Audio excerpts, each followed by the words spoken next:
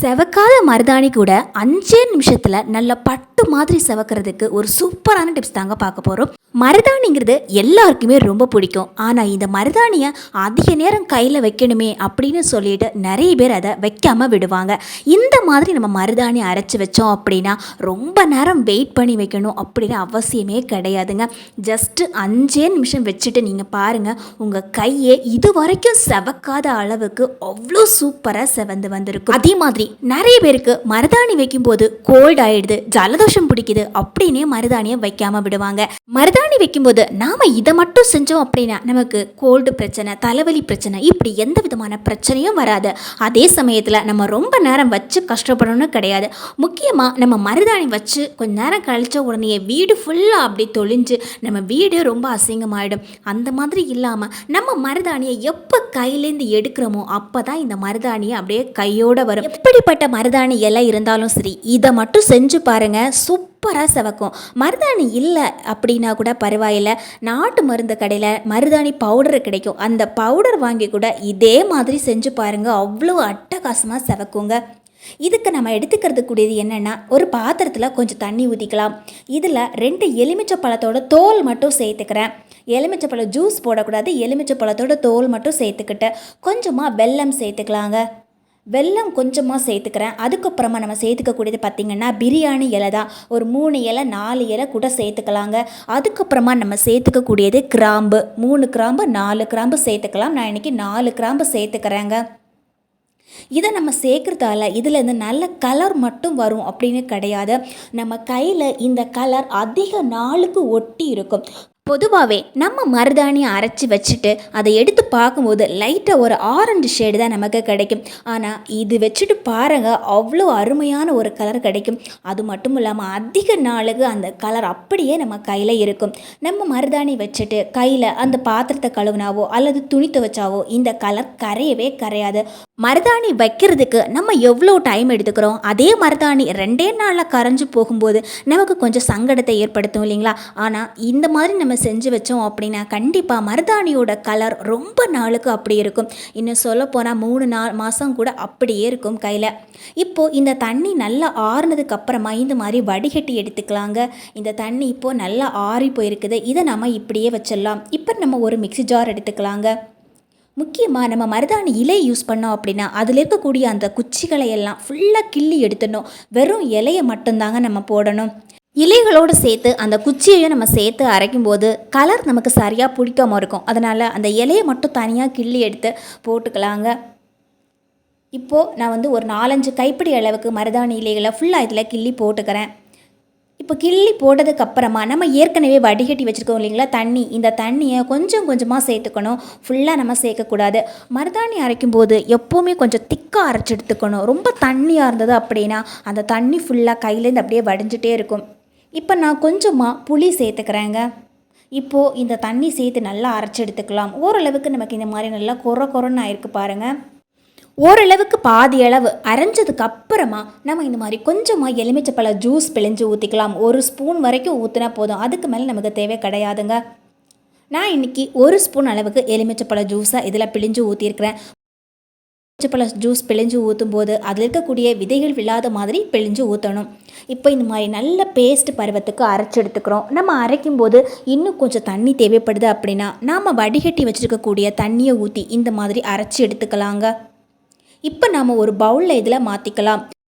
நம்ம மருதாணி வைக்கும்போது செய்யக்கூடிய ஒரு முதல் தப்பு என்னன்னா, மருதாணி அரைச்ச உடனேயே அதை கையில் எடுத்து வைக்கிறதாங்க. அந்த மாதிரி நம்ம செய்யவே கூடாது. நம்ம மருதாணி இலை யூஸ் பண்ணாலும் சரி அல்லது நம்ம மருதாணி பவுடர் யூஸ் பண்ணாலும் சரி, அரைச்சி வச்சுட்டு நம்ம கொஞ்சம் நேரம் வெயிட் பண்ணணும். மினிமம் அரை மணி நேரம் கூட நம்ம வெயிட் பண்ணலாம். மேக்ஸிமம் ஒரு 2 மணி நேரமாவது நம்ம அதுக்கு டைம் கொடுக்கணும். அந்த மாதிரி டைம் கொடுத்தா மட்டும்தான் அதில் இருக்கக்கூடிய கலர் எல்லாம் ஃபுல்லாக வெளிப்பட ஆரம்பிக்கும்.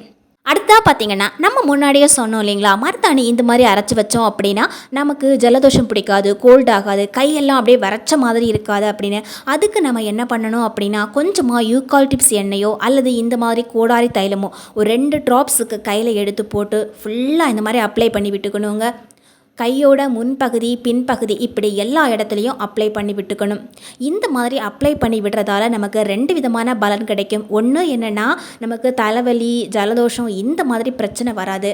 2வது இன்னொரு முக்கியமான விஷயம் ஒன்று இருக்குது. அது என்னென்னா, செம்மையாக கலரை அப்படியே பிடிச்சி வச்சுக்கும் இந்த தைலம். இப்போது 1 மணி நேரம் ஆயிடுச்சு. 1 மணி நேரம் ஆனதுக்கப்புறமா நம்ம இந்த பேஸ்ட்டை பார்க்கும்போது நல்லாவே கலர் சேஞ்ச் ஆகிருக்கும் பாருங்கள். நம்ம அரைச்சி வைக்கும்போது பச்சை கலரில் இருக்கும்.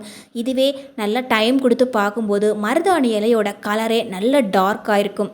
இதே மாதிரி நம்ம மருதாணி பவுடர் வாங்கி யூஸ் பண்ணாலும் இதே லிக்யூடை ஊற்றி நல்லா மிக்ஸ் பண்ணி விட்டுட்டு ஒரு 2 மணி நேரமோ அல்லது அரை மணி நேரமோ அப்படியே விட்டு வச்சுடுங்க.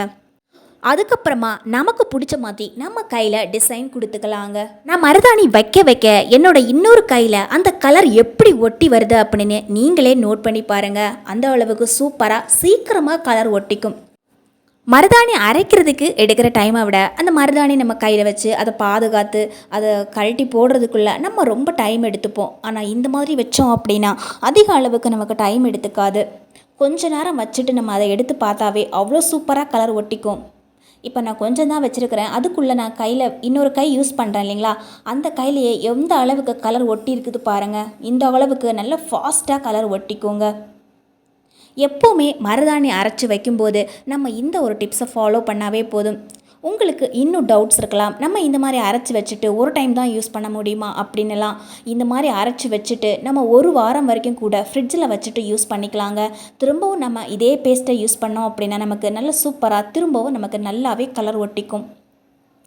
நான் இன்றைக்கி எனக்கு பிடிச்ச மாதிரி ஒரு டிசைனில் இந்த மாதிரி சிம்பிளாக வச்சுருக்கிறேன். உங்களுக்கு வேறு என்ன டிசைன் பிடிக்குமோ அந்த மாதிரி ஒரு டிசைனில் நீங்கள் வச்சுக்கோங்க.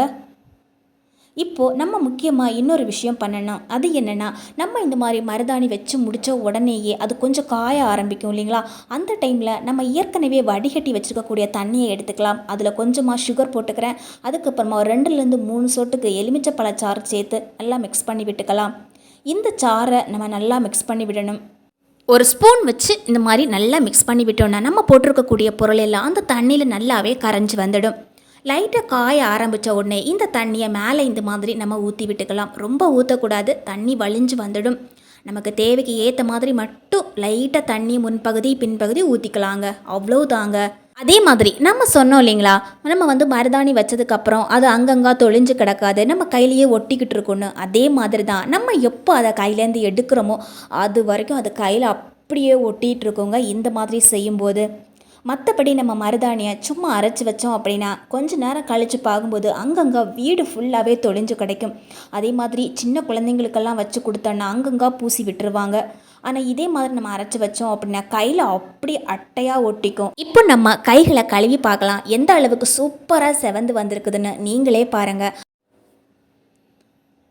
வாவ், செம்ம சூப்பரான ஒரு கலரில் நமக்கு செவந்து கிடச்சிருக்குது.